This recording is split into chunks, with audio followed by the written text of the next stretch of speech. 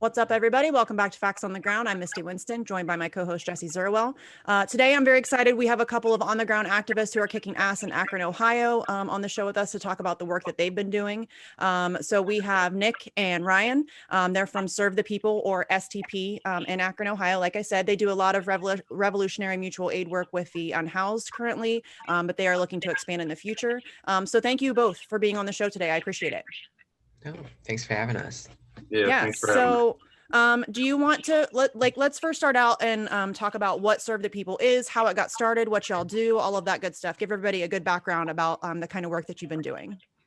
Whoever, Nick, if you want to go for it, go for it. Got you. So Ryan actually started the group, but I can go through a little bit of the history. So end of last summer, obviously, historic wave of rebellion protests around the country, including in Akron, the most action the city's seen in definitely decades. And so a lot of energy was dying down, and a lot of, organizers, a lot of activists were trying to find ways to plug in, long term. Food Not Bombs had been active in the city for a while, been doing serves down at Grace Park and some other areas. So a few folks, including Ryan, kind of tagged onto that wagon.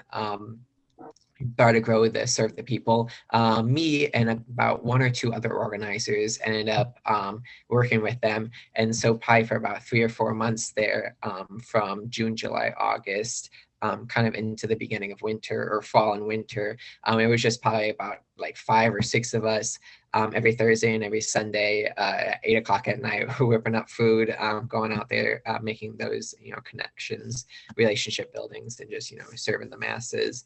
So that's kind of how we got started. We, had a rough idea of, the Black Panther Party, 10-point commandment, mutual aid, and survival programs as kind of the building blocks of, long-term movement building, long-term revolutionary making, things of that nature. And then through the winter and especially into the spring, we've kind of grown exponentially. So we've gone from a group of like 6 of us doing Thursday and Sunday serves at 8 p.m. to now we do 5 p.m., which attracts a much larger crowd. It's much more conducive to the population we're serving. And we have now roughly between 25 and 30 members. And at every serve, we average between either, 6 people coming out to last Sunday, we actually had 22, all volunteer crew come out, all comrades who have, day jobs and, all sorts of other things.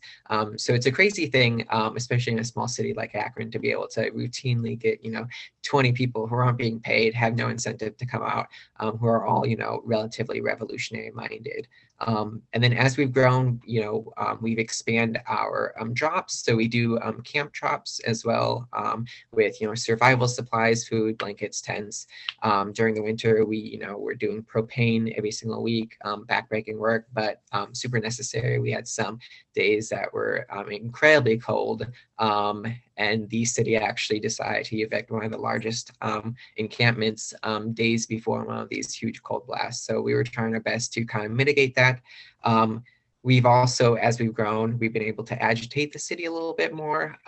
We're still not to the point where we're powerful enough, but we have made the news cycle quite a few times now. We've definitely agitated the city more than organizations have done in quite a while. So it's definitely something new for Akron, something that a lot of the... Oh, Nick, we lost your audio. Oh, now we froze entirely. Well, maybe Ryan, you could pick up and hopefully he can bounce back in. History. Oh, Okay. nope. Hold on, Nick, your audio cut out there for a second. Oh, got you. Should I keep going or should we go on to the next question? No, I don't. I mean, I don't know. Oh, got you. Did you go over any of the wins we've been able to get, such as like the trash bulk pickups and the dumpsters? Jump into that, Ryan. Jump into that. Yeah, so we had some community cleanup days. One of the major problems with the unsanctioned encampments is the city will not give them any health or sanitation services, which causes issues. So we spent, all day on a Saturday, had breakfast and lunch with the community. And this was also helped and everything we do in mutual aid, like it has to be led by the folks we serve, because that's part of the mutual aid concept. And basically, we were able to pressure the city through city council comments and social media campaigns and local media campaigns to where they got some dumpsters and got some bulk pickups. We had picked up a couple tons of trash from one of the encampments. So that was a step in the right direction.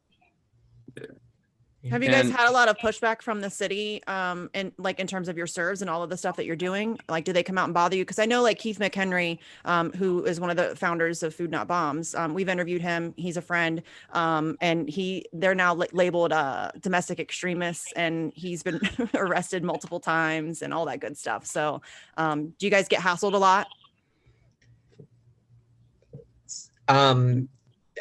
I would say it's pretty routine for police cruisers to drive through our cars, either when we're doing drops or just when we're at Grace Park, which is a normal serve location. We do keep in mind that it's houseless folks. There's a lot of people who use drugs in the community, and so police just already routinely patrol those areas. It's not like where the targets and where the reasons they're out there, but we definitely know through different sources that they definitely don't like us very much, the city nor the police department. And so they do, keep an eye on us. And we do get, little bits of pushback here and there. Nothing too insane. Well, I won't say too insane quite yet, but right. Yeah. We'll get to that. But we'll get into that. Yeah. But yeah, for the most part, it hasn't been anything crazy. Again, we're not doing anything illegal. Our ace is that we're literally, feeding, clothing, and helping oppressed people, houseless people who have been completely let down by the city. And we're doing it with, a fraction of the budget of nonprofits of the city. And we're all, quite frankly, making these nonprofits, the Haven of Rest, CSS, the city in general, look like absolute fools. The fact that we're able to distribute the resources we do and do the work that we do as consistently as we do, when it takes them months or even years to put together programs that absolutely don't do anything to alleviate these problems is really telling. And that, that gets into some of the more nuanced parts of mutual aid and political work in general that is exposing these contradictions that are so evident in our community. And if I could piggyback off that, what I was going to say, the part about mutual aid that helps separate it from charity is that we are trying to help build self-sufficient communities of dual power, to where the folks in these communities can build sustaining organizations of collectives of people power amongst themselves, and to organize and lead.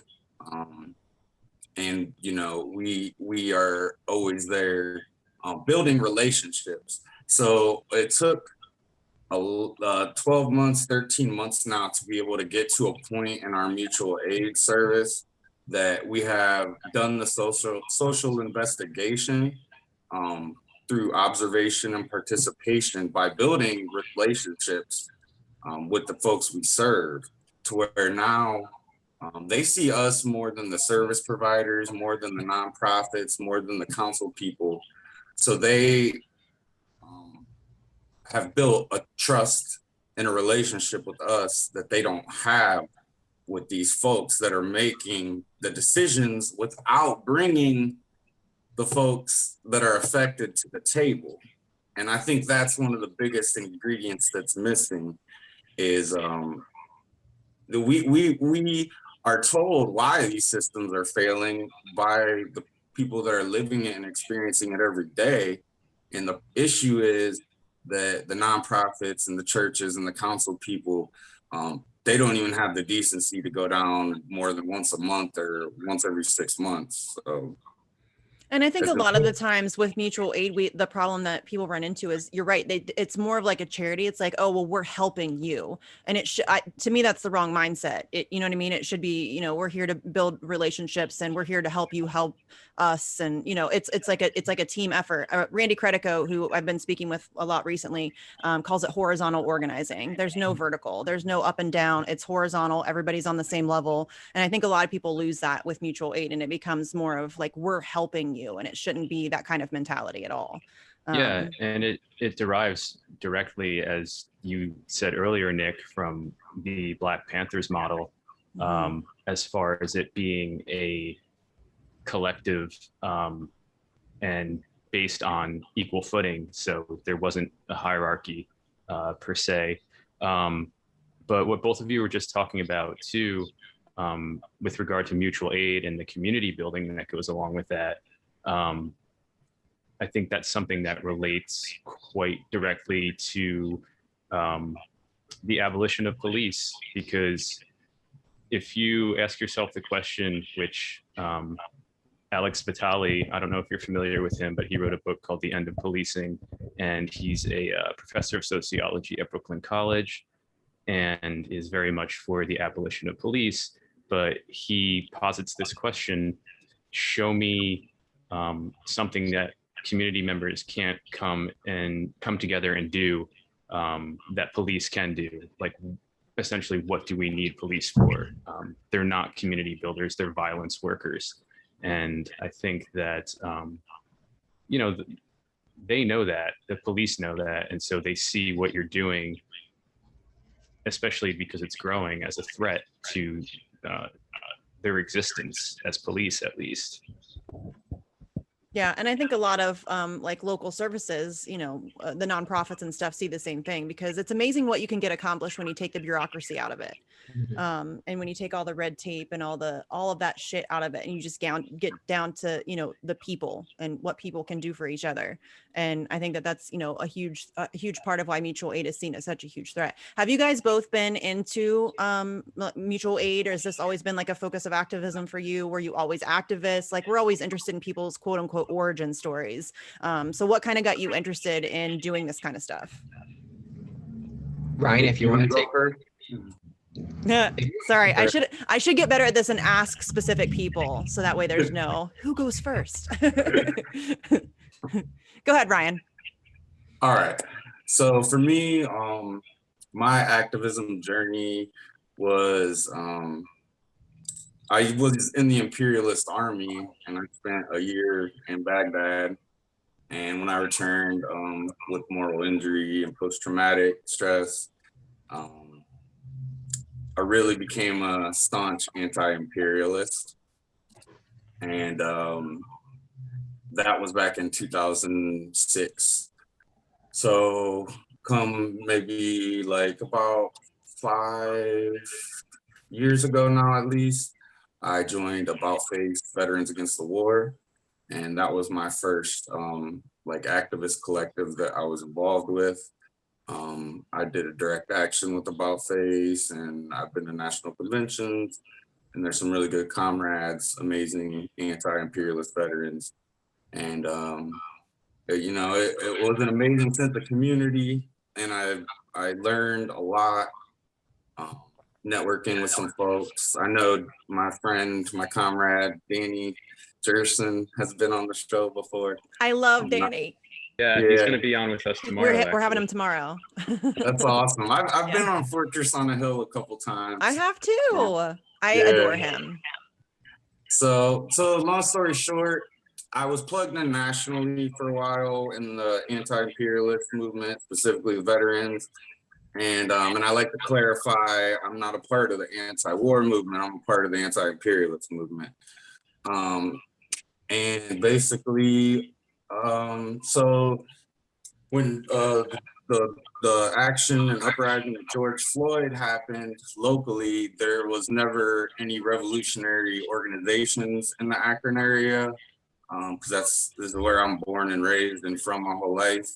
And there just never has been any. So there was a couple Food Not Bombs folks, and then me and another comrade who got together and we started the Serve the People Akron Collective off of the initial Serve the People programs with the Black Panther Party and the 10-point program model. And so yeah, that's where I'm at now. So I'm trying to help build a community base in Akron because that's where I'm from. Yeah, I love that. Nick, how about you? Yeah, so relatively new to the scene. I think so. I'm only 25, graduated 2 years ago. Through college, I studied political science, and came very quickly to realize that most of it was just utter bullshit, for lack of a better word.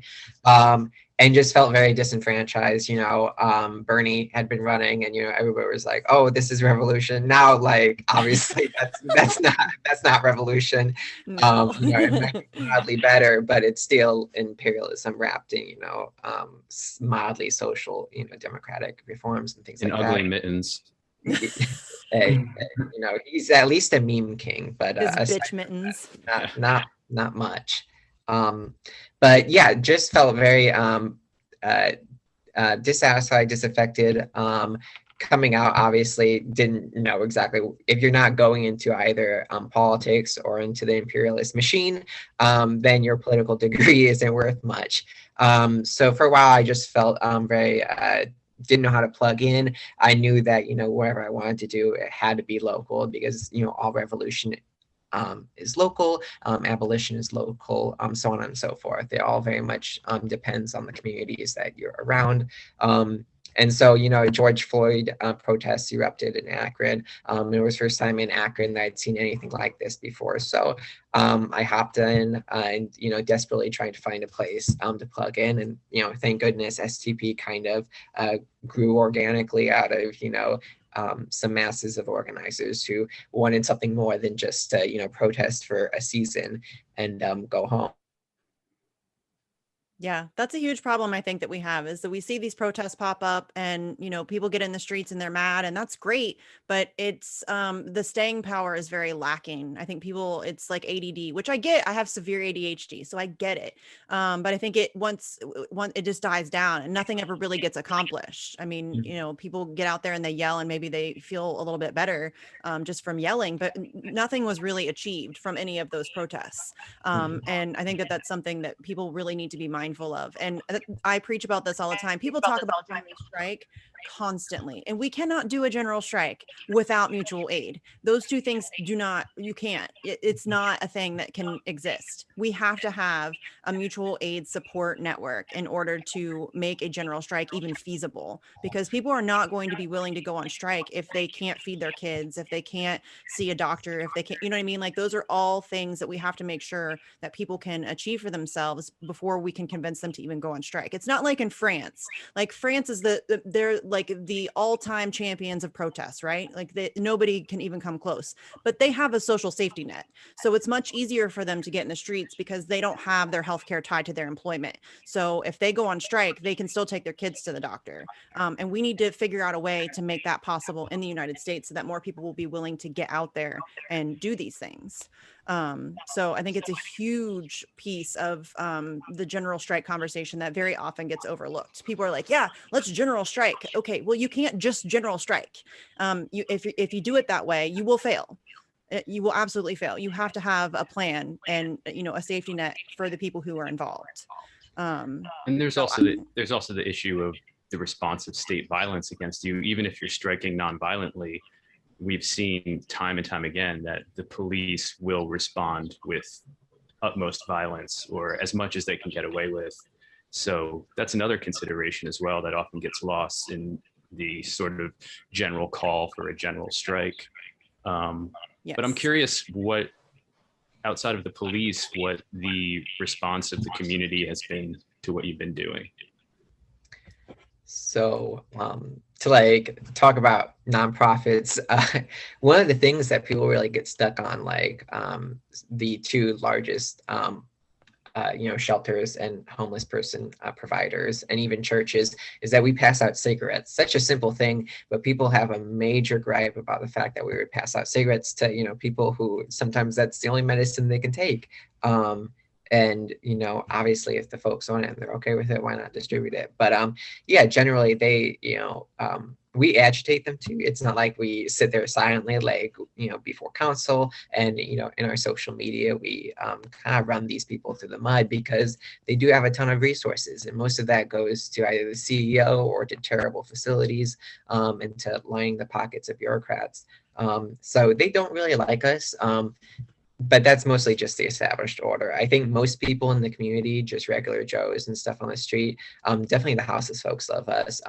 Most of our friends in our you know, groups of, you know, people love us. The one thing about being, you know, one, if not the only revolutionary organization in Akron is there's a lot of people who are just like us who want to get plugged in, but they look all around and they see either, you know, you have the Democratic Party to join, or you can, you know, join like this reformist org at this church group, or there's like literally nothing. So for the most part, it's been the community support has been really good. As far as like donations, as far as people wanting to join as members or donate, you know, food, clothes, you know, money, items like that. It's been for Akron, for not having any other, you know, revolutionary infrastructure, it's been really promising so far. So are y'all in Nina Turner's district? Is that, are you in, Yeah. is she, that's where she's running? Okay. So, and Tara Samples is probably then in your area too, yeah? Yeah. Have you heard anything from anybody in the you know, progressive establishment from your community? Have you reached out to them? Have you had any contact with them? Have they been willing to reach out? Have they come to any of your serves? Have they done any of those things? They're working on statements. They defer to caucus leadership. Mhm. There was a gun violence rally that turned into a Nina Turner press conference, essentially. I did hand her like an anti-imperialist flyer and like was like, check us out. And she said something I didn't hear, but it was her and a council person doing their photo op. But no, she hasn't really reached out to us. Tara, once in a while, will talk to her. She, you know, is probably one of the most progressive people in city council, which is not saying much. But even then, it's very like strategic, very reformist minded. The only council person who's been out to a serve, we're pretty confident ended up calling the cops on a houseless person. So if that gives you any indication, city council ain't really about what we're trying to do. Yeah. So local politics isn't really on your team. No. I figured as much. That's why I asked, because we're I attempted to get in contact with both Tara and Nina for our Assange rally that we had in Columbus. Tara actually responded to me, which I was surprised. Most of them just ignore me. But she gave me some bullshit excuse about how Nina's oh so busy with her campaign schedule and she just can't make it. And I'm like, it's a freaking rally. You can't make it. That's campaigning. That would be campaigning, sis. But then they've also been trying to reach out to them about the Medicare for All rally, and it's crickets. I mean, that's something that these people are like, she's literally right now running on, but she can't come to a march. It's kind of ridiculous. So I know we reached out to Senator Turner and about the encampment sweep. We've had multiple houseless encampment sweeps going on in Akron. We had one in the dead of winter in February where CSX Railroad and the Akron Police and the mayor's office, without notifying city council or the community or anything, did encampment sweep in February.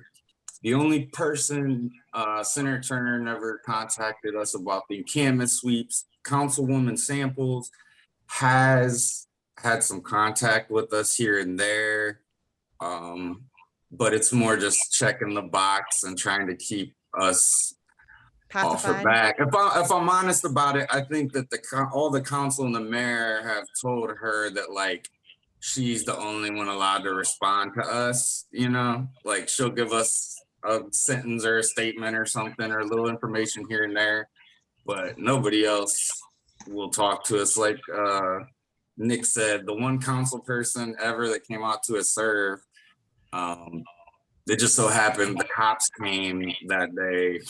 So I don't know if it's coincidence or not.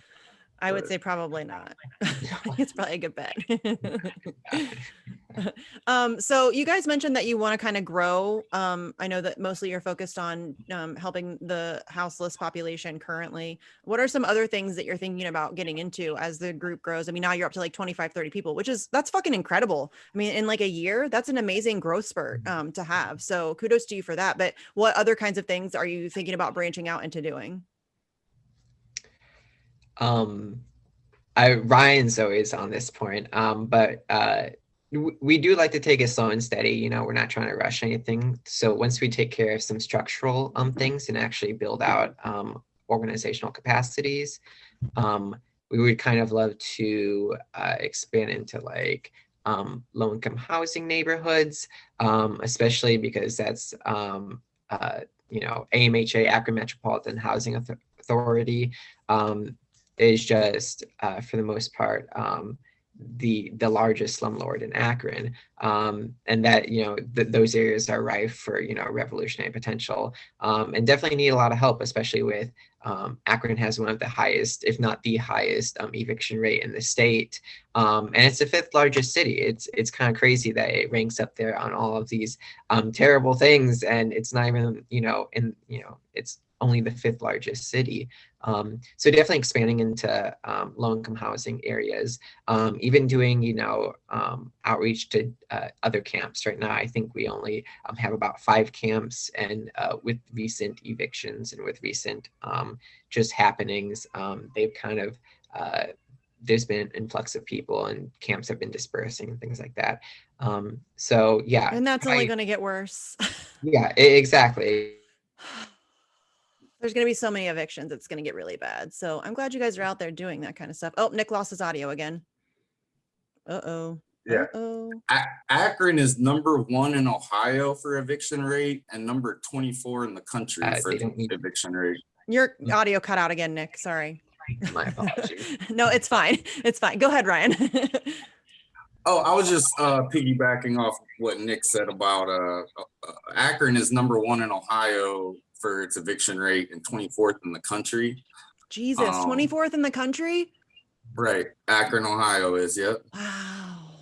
And so one of the issues we have, I actually have a couple interviews on my YouTube channel, is that, so these services, they provided an emergency housing voucher, but then the landlords, they don't want to take the emergency housing vouchers, or they don't want to rent to someone due to the stigmas of being houseless.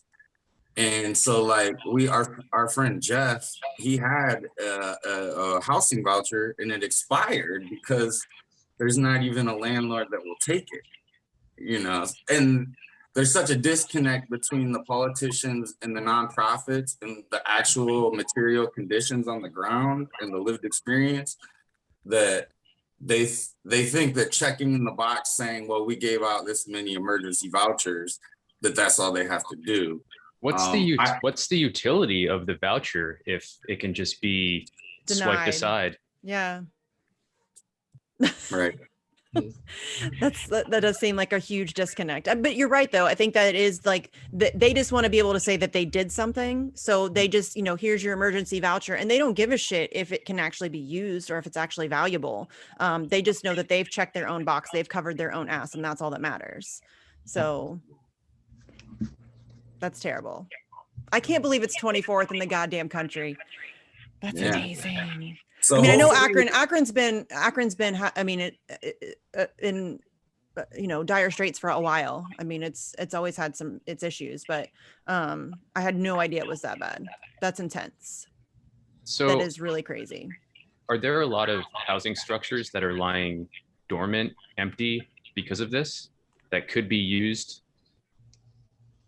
That is one of the biggest contradictions, is that Akron also has one of the largest, you know, inventories of vacant and unused houses. Literally, there's entire blocks of just empty houses.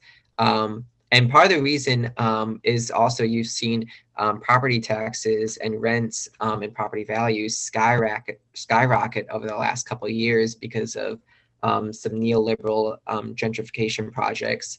And part of the program is a bunch of realtors and speculators buy up all these properties and sit on them and then inflate the property values for the rest of the city, because you're basically just controlling the supply of housing. And so, yeah, you have vouchers that are useless, even for AMHA. For a lot of people, unless you're disabled or you need housing immediately, it's a 2-year wait to get housing.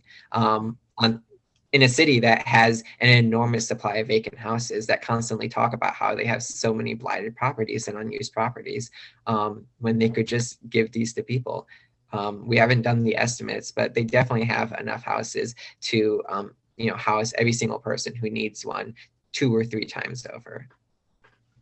And they have a crazy. 15-year tax abatement too, that was modeled off Cincinnati, Ohio's tax abatement, which was now in federal court facing housing discrimination lawsuit. That's also really destroying Akron.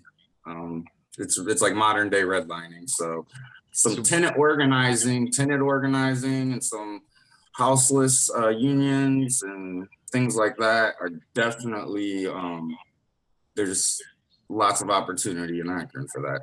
Yeah, I know that there's a really great group in Columbus that has done some tenant organizing, and they've been pretty successful. I think that's something that a lot of, especially now as we're seeing all these evictions, it's going to happen again. It's going to be worse than 2008. And I mean, it's already happening, but it's about to get even worse. So I think that that's something that people in every community need to start looking at. Cannot preach mutual aid enough. I really just cannot. So I know that we talked a little bit earlier about how there's been some drama. And Nick, I know you can't really speak on it that much because it involves you specifically. But Ryan, maybe you can tell us a little bit about what's been going on and, just the pure bullshit. Yeah. So I took a couple bullet points, and I was just going to kind of give a background and context to the situation and where we're at now, and then y'all want to jump in.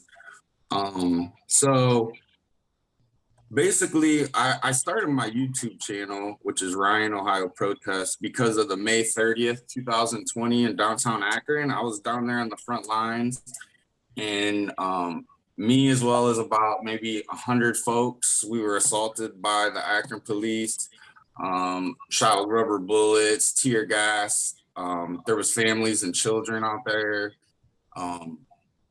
There was no.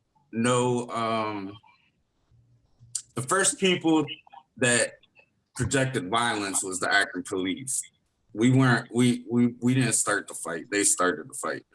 So basically, after that, I decided that I wanted to start a freedom of information public record request, because like the city of Cleveland, the city of Columbus, Canton, Youngstown, pretty much every bigger city in Ohio, the city council did an investigation into the police departments about the brutality during the protests over late May and early June. Akron was the only major Northeast Ohio city not to do that. So I took it upon myself to do a freedom of information public request. It took 6 to 7 months and multiple times fighting back and forth with the city of Akron Law Department before I even got the videos. Once I got the videos, there was a lot of footage. And I found an officer with a 3% tattoo. Which the 3% is a white supremacist militia that is known to have lots of law enforcement and military members. It's well documented. I believe there's been like over 70 members of the 3%ers and the Oath Keepers and police departments throughout America that have been outed in the last decade alone. So I posted the video of the body cam to YouTube on May 5th, 2021. And then basically once I posted the video, it started circulating, and members of Serve the People, as well as allies, friends, community members, started sharing things on social media about it. How visible was the tattoo? I'm curious.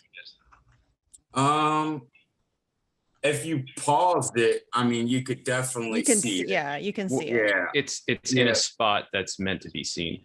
it's on the forum. Yeah, you can definitely see it. And then if you go and like this guy has social media, and if you go and look at his social media, it's like visibly obvious in other photos too. Yes, correct. I mean, Um, it doesn't matter in the end. It But doesn't, but I'm yeah. curious if he's flaunting it or if it's more of a Yes, hidden this was thing. at the May 30th George Floyd protest, which is the first night in Akron of the protest, and he was flaunting his 3%er tattoo on his forearm openly. Mhm. Okay, so then after that, May 10th, the Akron Police Department started an internal investigation.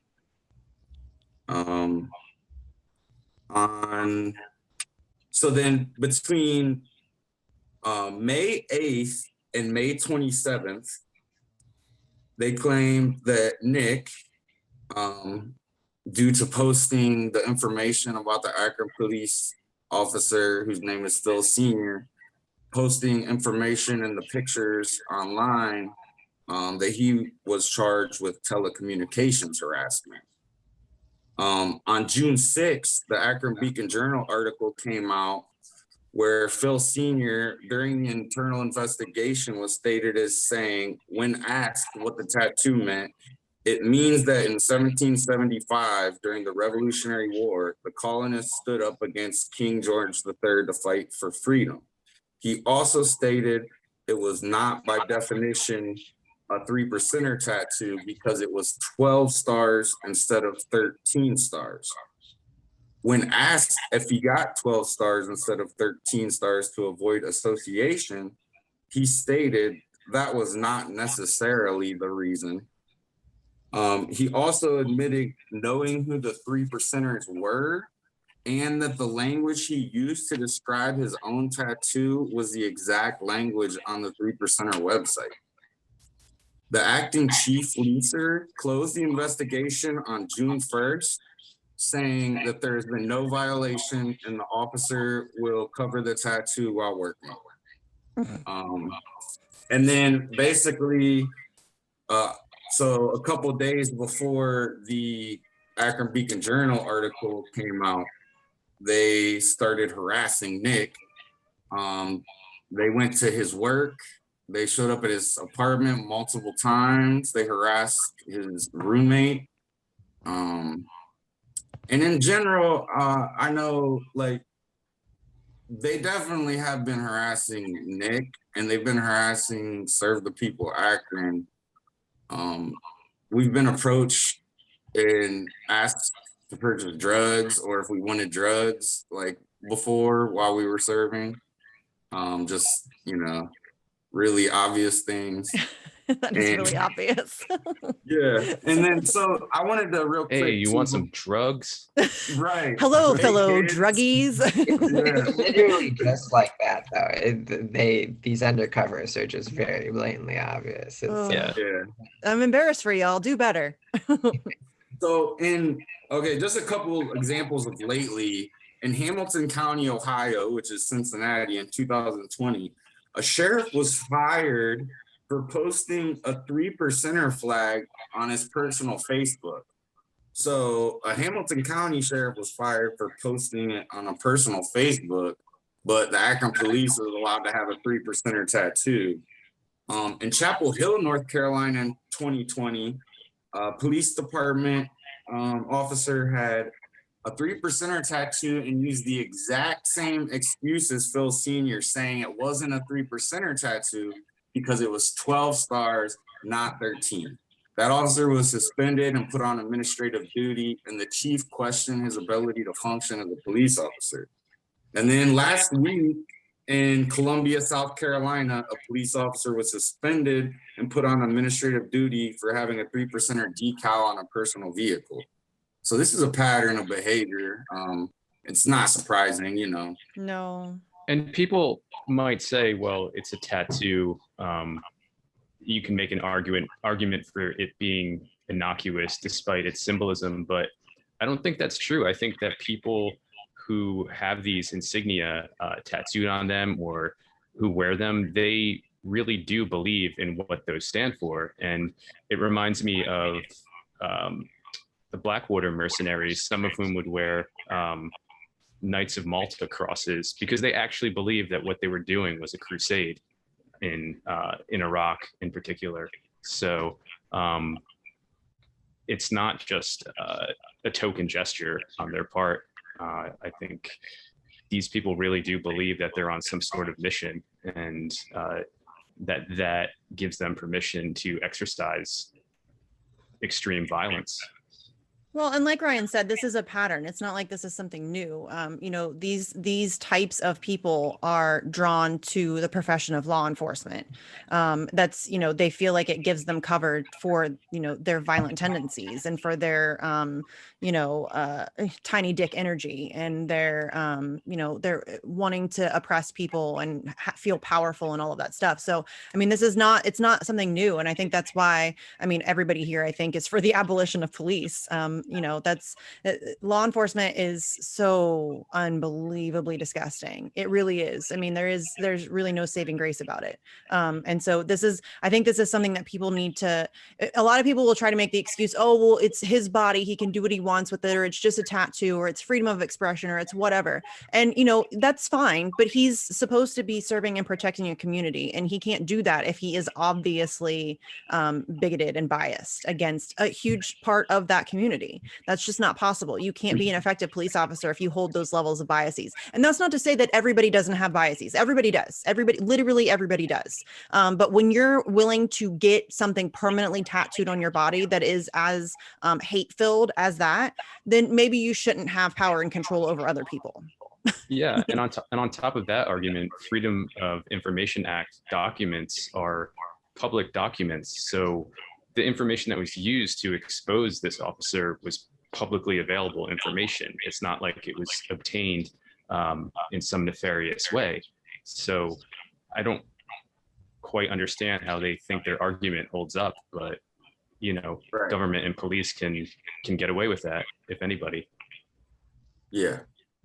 All the initial screenshot from the body cam was through public records, and then the couple other, once we had verified who the officer was from Akron Police Department public post and from a social media public post. So this is all public information. And it is a matter of public interest having extremists in your police department. It's, as someone who was in the military, there's a direct pipeline from white supremacist militias in the military to white supremacist gangs in law enforcement. Look at the LA Sheriff's Department. Yes. With the Banditos gang and all these other gangs. And this is known in the military. Like, this is a known thing in the military. Phil Sr., the Akron police officer with the 3%er tattoo, he is a veteran as well. You know, it's I don't know. It's just, of course, because the military and U.S. capitalism is based on white supremacy. So, of course, the military and the police are going to be the goons of white supremacy. Well, and I mean, there's studies have just shown that positions of power, positions like the military, like law enforcement, it attracts a certain kind of people. And that's not to say that everybody that goes into law enforcement is like psychopath or an extremist, or not everybody that goes into the military is a psychopath or an extremist, but it does tend to attract more of those people than other professions. And I don't think that anybody, I mean, there's really no argument to be had about that. And I think that that's something that people just need to be mindful of, especially when we're discussing law enforcement and police abolition. And these are some of the worst people possible for these jobs. You know, like they don't have any level of empathy. They have no level of, you know, it's just, they're the wrong people for those kinds of jobs. And then we're handing them an unbelievable amount of power and a weapon. Yeah. and like immunity. And indoctrinating them into a system that is entirely corrupt. So you can go into it with the best of intentions, but the system is so much bigger than you that you are going to get corrupted in some way, whether it's falling in or coming out blatantly with your white supremacy, or idly standing by as Derek Chauvin murders somebody in the street in broad daylight, murders George Floyd. So that corruption, it goes from making police accomplices to murder to, openly flouting their racism. Another issue too, in the Akron police demographics, it's 89% male and 81% or 83% white. So, and then like the Akron police officer, Phil Sr., he's from a rural county, 30 to 60 minutes outside of Akron, different county. And that's a very common thing in Akron. That's a common thing across the country. Why do you want to drive an hour from bumfuck Egypt into Akron to come occupy and militarize and oppress poor people? It doesn't make sense. That is across the country, though. That is a huge problem. We're having police, bust into communities that they don't know, that they have no investment in, that they don't relate to in any way, shape, or form, and then they're expected to police these people. And it's a really big problem. I mean, you have like these white cops bust into, police Black neighborhoods, and that's not going to end well. I mean, I don't know why anybody thinks that that's a good plan. And that's not to say that white cops can't, coexist with Black, or like white people can't coexist with Black people. That's not what I'm saying. But I'm saying if you're an outsider and then you come into this community and you think that you can oppress them, control them, police them, they're gonna side eye you. They're not gonna trust you. And I think that that's a huge problem, another huge problem in our system of policing. That we have that problem where I live. And I mean, I live in a white ass area, but even in Columbus, that's a huge problem that, the poor areas of Columbus, it's like an all white police force. It's like a majority Black population, but it's an all white police force. And that doesn't make any sense. I mean, that's not helpful to those communities in any way, to have people who don't understand them coming in to rule them essentially. So, I mean, it's just a ridiculous problem. I don't know if you guys are familiar with Awkward. He's a rapper who he does the 10 demands, but he's huge into police abolition and prison abolition. But yeah, I'm sure he would be down with the kind of stuff that you guys are doing and dealing with and all of that. So yeah, and just going off of what we were talking about the disconnect between the police and the communities they terrorize, James Baldwin wrote, quote, police are present to keep the Negro in his place and to protect white business interests, and they have no other function. They are, moreover, even in a country which makes the very grave error of equating ignorance with simplicity, quite stunningly ignorant. And since they know that they are hated, they are always afraid. One cannot possibly arrive at a more surefire formula for cruelty. And I think that so concisely says what the problem with police is that even if they come with an outwardly aggressive posture, they are always afraid. And that leads them to be reactive, offensive, and not defensive whatsoever. Ryan, as you mentioned, you experienced on May 30, 2020. And that's from this book called Police, a Field Guide, which I highly recommend. You can find it at Barnes & Noble, but it's chock full of information about police violence, their tactics, and how to resist them. So yeah, that is a great quote. watching, and that's a great point, because one of the biggest things I've seen is a lot of cops lately whining about how people are so mean to them. And I have zero sympathy for that shit. But you're right. I think that the fact that they know that they're hated makes them even more reactionary than they may have been before. And I think that that's only escalating, and we're only going to see an increase in police violence, and we're only going to see an increase in, them agitating at protests and things like that, because they do feel threatened. And, that's of their own doing. I don't know that they are, self-aware enough to recognize that, but it is of their own doing. They control that. And, the way that they conduct themselves in the communities is what makes people not trust them and hate them and, fear them, really. And then I think that makes them afraid, and then they lash out irrationally. Plus a lot of, y'all, a lot of them are on steroids, and Right. you know, that's a whole other issue. We got a bunch of like doped up, Amphetamines. yeah, like a bunch of meatheads out there running around like all kinds of jacked up, and they have guns, and that's just not a good plan. It's just not a good plan. Nothing good's gonna come from that. Another issue we're having in Akron too is the relationship between the FOP and the Akron police leadership, and then the mayor's office and the council people. The mayor and the council people are so afraid to hold the FOP and the Akron Police Department accountable, or to publicly even say one negative comment ever. Because basically the Akron Police Department they will not respond to the community to calls or anything. They will basically, you know, they won't do their job. They'll sit in their car all day if anybody says anything bad about them. And it's like this, the city officials are so afraid to hold them accountable or transparent, because the police push to the local media the violent crime story and the crime uprising and all this stuff.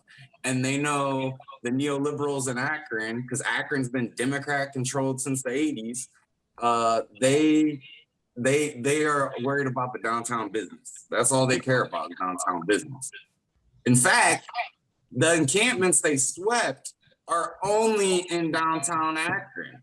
They don't care about any of the inner circle or outer circle encampments. They just don't want the suburbanites who travel in to go downtown to their brewery to have to look at a houseless person. Yeah, they don't want the rich folks to have to see the peasants, you know, like Right. Human impediments. Yeah, that's really all it is. It's, I mean, and I think that's kind of the case everywhere. I think anytime that you see an Echo Park in California, that was the whole argument, is that this is a park. We don't want families to have to come here and see the homeless people. Well, have you tried like helping the homeless people instead of just kicking them out? We have a completely bass-backward system that is capitalism driven, and therefore it doesn't care about people. It cares about profit. And houseless people can't, buy a house, and therefore they can make no profit off of it, and so they just don't care. And that's what we're really contending with here. But here we are. So do you guys have anything else coming up that you I know you do your serves on Thursdays and Sundays. Is it 5 p.m. now, you said, on both days? Yes. Yeah. Okay. So if you're in the Akron area, definitely check them out. You guys are on Instagram, right? And Instagram. Facebook? Okay, Correct. so check them out on Instagram and Facebook. And if you're in the Akron area, get involved. Like, go down there. I would love to see their group like double in size again over the next year or even more, because we need this stuff. And start something like this in your own community too. I mean, it can be complex at first. I ran a mutual aid thing in my community for 5 years, and it is overwhelming at times, but it's totally doable. And especially if you can get some people on board to help you out, it is totally doable. So it's definitely something that I hope more people look into doing as we move forward. But do you guys have anything else coming up other than your serves that you want to let anybody know about? Do you guys, how do you do like fundraising and stuff like that? Do you take donations? Do you, is there like a drop off spot if people have coats or blankets or whatever that they can donate? Yes, so any physical items like food, clothes, boots like that, we can accept. Just drop them off 5 o'clock Grace Park Thursdays and Sundays. If not, reach out to us on Instagram or Facebook, and we can arrange some sort of pickup or drop off there. Of course, like monetary donations, always welcome. I think since we started actually accepting donations, we've taken in over $7,000. Nice. And for like example, most of that money goes to bus passes, and we've distributed over 2,000 one-day bus passes, which is nothing that any other organization in the city of Akron even does, let alone could even come close to doing. But yeah, we have a Cash App, we have PayPal, and we have GoFundMe's all the time. So that all that information is on our socials. And then aside from the serves, we do have political education starting up every Tuesday at 8 p.m. And then also coming up, after the serves, we have some first aid trainings on, I think, August 8th coming up. And then also August 14th at between 6 and 8 p.m. somewhere in Akron. The location hasn't been decided yet. There's going to be a rally against police brutality. It's hosted by a couple people, including the mother of the child of somebody who was murdered by the police department about 2 years ago, Muhammad Estefan, shot in the back while he was trying to get gas for his broken down car. So we're helping organize that. We're going to be pumping some resources into that. And hopefully that, another organization will pop up, or we'll get some momentum in Akron behind those issues as well. That's awesome. That's like a 2-hour drive for me, but I'm totally going to come down for something, a serve or something. I would totally love to do that. So where can everybody find, I know we can find where we can find the group. Where can everybody find you guys if they want to follow you on Twitter or social media or whatever? And I know, and Ryan, make sure you plug your YouTube channel again so everybody can keep up with that. Yeah, so it's just, Go ahead. So for Serve the People, it's Serve the People Akron on Facebook, and then Serve the People Akron on Instagram. We don't have a Twitter yet, but I think Ryan takes care of Twitter for us. So you definitely plug your information. Yeah, so on Twitter, Comrade Ryan Ohio, and on YouTube, if you could subscribe, Ryan Ohio Protests. Awesome. Well, thank you guys. Provide links to all those in the show notes. Yeah, all of the fundraisings, to all those links and everything, and I'll tweet those out too. Thank you. Thank you. Yeah. Thank you for helping uplift Akron and allowing. Are you kidding? Of course. I love people who are on the ground getting it done. Like we want to, Jesse and I have been talking about that for a long time. We want to highlight more people who are doing the work and who are in the streets. And when I say in the streets, because I get yelled at a lot because that's ableist. And I don't mean, I should change what I say, but what I mean is like people who are doing the work, who are invested and who are whatever that means for you, whether you're making phone calls or sending emails or, donating to people or whatever it is, just get in the games, get in the game, get stuff done. We have to take care of each other. No politician is coming to save us. So mutual aid is hugely important. Direct action is hugely important. So get involved however it is that you are able to do so. So we loved having you guys on. If you guys want to come back at any time, let us know. If you have an event that you want to promote or hype up or whatever, let me know. Ryan, if you shoot me something on Twitter and you want it blasted out, I will blast it out for you. So whatever you guys need to help with, getting your organization boosted and helping it grow, I'm down to help you guys do that. So thank you for doing the work that you're doing. It is hugely important. There's no way that anybody could ever tell you enough how important what you're doing is. So thank you for doing it. Thanks for coming on the show to hype it. I'll make sure to tweet out all of your stuff so that we can hopefully get you guys some more volunteers and more donations in Akron. And yeah, thanks again for coming on, and we'll catch everybody next time. Thanks, guys. Thanks. All power to the people. Deuces. All power.